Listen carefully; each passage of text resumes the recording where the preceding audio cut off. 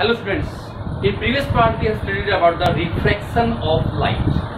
What is the refraction of light? When a ray of light passes from one media to another media, it deviates from its path. That is called refraction of light, which we have already studied. And then we saw that how the ray of light bends when it passes from the one media to another media. When the ray of light passes from rare to dense media, it bends towards the normal, or when it passes from dense to rare media, it away from the normal. Then there are three angles are produced: angle I, angle R, and angle E. Angle I, the angle which is formed between the incident ray and the normal, that is called angle of incidence. And the angle R, which is formed between the normal and refracted ray, that is called angle of refraction.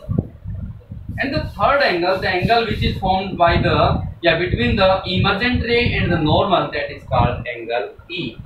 What is the relationship between I, R and E? Angle I is not equal to angle R in refraction of light, but it is always equal to both are always equal to in reflection of light, not refraction of light, because in refraction of light phenomena the ray of light bends or away from the normal, so that angle R may be larger or smaller than angle I. But angle I, angle of incidence, is always equal to angle of emergence.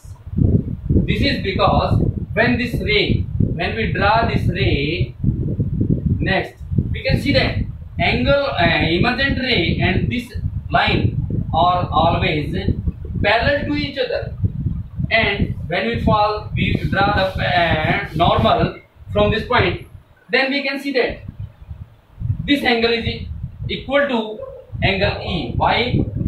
When the two lines are drawn parallel at the one line, जब एक line के ऊपर दो लाइनें हम parallel draw करते हैं तो ये दो एंगल बनते हैं corresponding angles. Both are equal such that therefore angle I is always equal to angle E in refraction of light. Is that clear? Angle I is not equal to angle R in refraction of light, but both are equal in reflection of light. In the refraction of light, angle I, angle of incidence, is always equal to angle of emergence. Is that clear? Then what is refractive index? What is refractive index?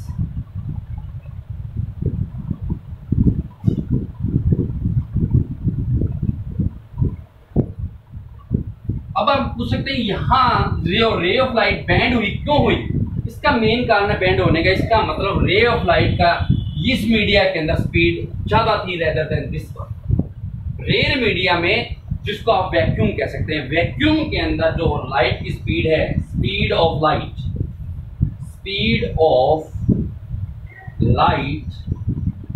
In vacuum is 3 into 10 power 8 metre per second, 3 lakh kilometre per second भी कह सकते हैं, जो कि air से marginally higher है। Air में speed vacuum से थोड़ी सी लोअर, मार्जिनली लोअर होती है, but we always take the value of the speed of light in air nearly to the vacuum. तो एयर में हम क्या कर सकते हैं, 3 into 10 की power 8 metre per second. Actuality में एयर के अंदर स्पीड ऑफ लाइट वैक्यूम से लेस होती है, क्योंकि वैक्यूम वो एरिया है, वो मीडिया जहाँ पर किसी प्रकार के पार्टिकल नहीं है, और पार्टिकल नहीं इसका मतलब उनका किसी प्रकार से स्ट्राइक मतलब वहाँ पर स्ट्राइक नहीं होता, स्ट्राइक नहीं होने से स्पीड ऑफ लाइट हायर होती है। एयर तो मिक्सचर ऑफ गैसेज हैं, पार्टिकल्स भी कंटेन है, यहाँ speed of light marginally lower होती है than the vacuum, but we always take the speed of light in air and vacuum nearly 3 into 10 की power 8 metre per second. Refractive index भी ये है कि डिफरेंट मीडिया के अंदर स्पीड ऑफ लाइट डिफरेंट होती है, propagate of speed of light in different media is different. It is depend on the media. ये मीडिया के ऊपर डिपेंड करती है, मीडिया में पार्टिकल क्लोजली पैक्ड है या लूजली पैक्ड है। जितने लूजली पैक्ड होंगे स्पीड ऑफ लाइट उतनी फास्टर होगी। जैसे एयर के अंदर, एयर का रिफ्रैक्टिव इंडेक्स कितना काउंट करते हैं 1.0003। वाटर का रिफ्रैक्टिव इंडेक्स 1.33। आपकी बुक में है alcohol, you have to write in your notebook air, water, alcohol, kerosene, dense fluid glass, इसमें 1.65, और crown glass and diamond 2.42. You have to write in your notebook the refractive index by the different media, but these are the important: air, water, alcohol, kerosene, dense fluid glass, crown glass, and diamond. What is refractive index? It is the speed of light with comparatively with the two media. जब दो media में speed of light की आपस में comparison करते हैं तो उस कंपैरिजन को क्या बोलते हैं? Refractive index. It has only numerical value, इसकी केवल न्यूमेरिकल वैल्यू है, there is no unit of refractive index, यानी कि 1.003 यूनिट जो भी। Refractive index is a numerical value, it has no unit. तो what is refractive index? It is the speed of light या it is the comparison ratio of the speed of light in different media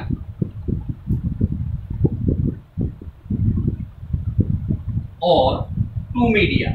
यदि हम दो media के अंदर आपस में comparison करते हैं जो स्पीड ऑफ लाइट में डिफरेंशिएट रेशियो आता है, that is called refractive index. Refractive index is only a numerical value, it has no unit. Suppose कीजिए a ray of light passes from air to glass.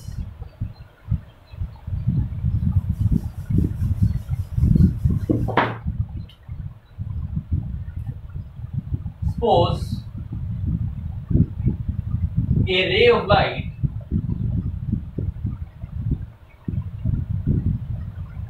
passes from air। Air क्या है? First media. Air से जाने इसका मतलब first media, air media first,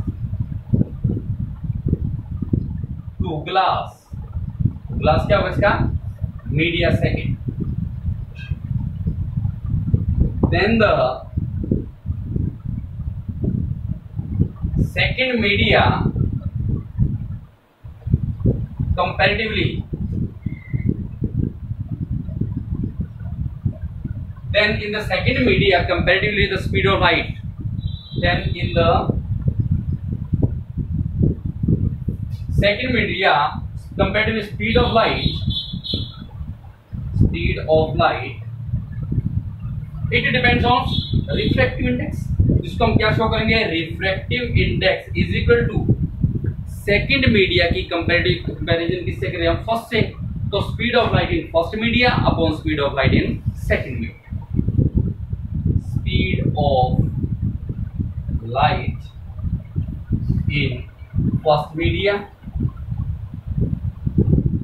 upon speed of light in second media। इधर clear? Refractive index इसको ऐसा लिख सकते हैं n। अब आपकी किस कौन से मीडिया की किसके साथ कंपैरिजन करा रहे हैं बेटा? फर्स्ट से सेकंड में गई है। फर्स्ट क्या है? सपोज अगर दे भी रखे एयर का है, सेकंड मीडिया क्या है? ग्लास का। हमें पता है कि ग्लास के अंदर स्पीड ऑफ लाइट कम होगी रेदर देन एयर। क्यों? एयर में पार्टिकल लूजली पैक्ड है, ग्लास के अंदर क्लोजली पैक्ड। तो n हम कंपैरिजन सेकंड की 1 के साथ, तो n to 1 मतलब सेकेंड की कंपैरिजन फर्स्ट के साथ। तो क्या लिख देंगे भाई? Speed of light in first media upon speed of light in second. ठीक है। ऑपोजिशन करना चाहे तो क्या कर दे? वैल्यू क्या हो जाएगी हमारी? 1 की यदि सेकंड से कंपैरिजन करते हैं तो वैल्यू क्या हो जाएगी n12 speed of light in second media upon speed of light in first media. Is that clear? अब स्पीड ऑफ लाइट जो एयर के अंदर है, वैक्यूम के अंदर है, यदि उसको c से काउंट करते हैं, speed of light in air and vacuum is represented by c and speed of light in other media is represented by v। तो रिफ्रैक्टिव इंडेक्स क्या हो सकता है बेटा हमारा n is equal to, is that clear? Speed of light in air और vacuum always represented by c। Speed of light in another media, water भी हो सकता है, ग्लास भी हो सकता है, कुछ भी हो सकता है, another media that is represented by v, then refractive index is always represented by n is equal to, अब ये भी कह सकते हैं n21 बोले तो सेकंड की कंपैरिजन फर्स्ट के साथ एंड 1 2 हो तो, इज दैट क्लियर? तो what is refractive index? Refractive index is the speed of light comparatively with the two media, two different media. Refractive index only has a numerical value, it has no unit. Is that clear? अब refractive index के साथ you have already studied या read that there are different refractive index in different media, such as air के अंदर 1.0003, water में 1.33। जितना ज्यादा refractive index होता जाएगा स्पीड ऑफ लाइट उतनी ही कम होती चली जाएगी। इसमें डायमंड का है, diamond has refractive index 2.42। What does it mean? Diamond का रिफ्रैक्टिव इंडेक्स 2.42 दे रखे हैं, है ना? उसका मतलब क्या है? What does it mean?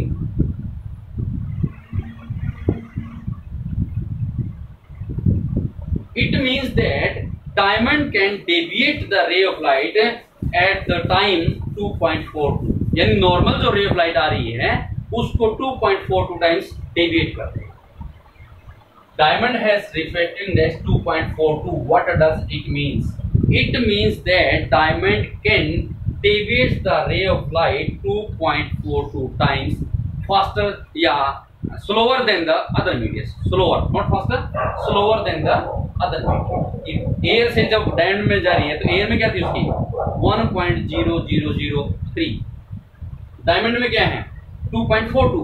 तो डायमंड उस रे ऑफ लाइट जो एयर से आई है उसको 2.42 टाइम्स स्लोवर। क्वेश्चन दे रखा है बुक के अंदर कि diamond has refractive index 2.42। What does it mean? It means that diamond can deviate the ray of light 2.42 times slower than other media। Clear?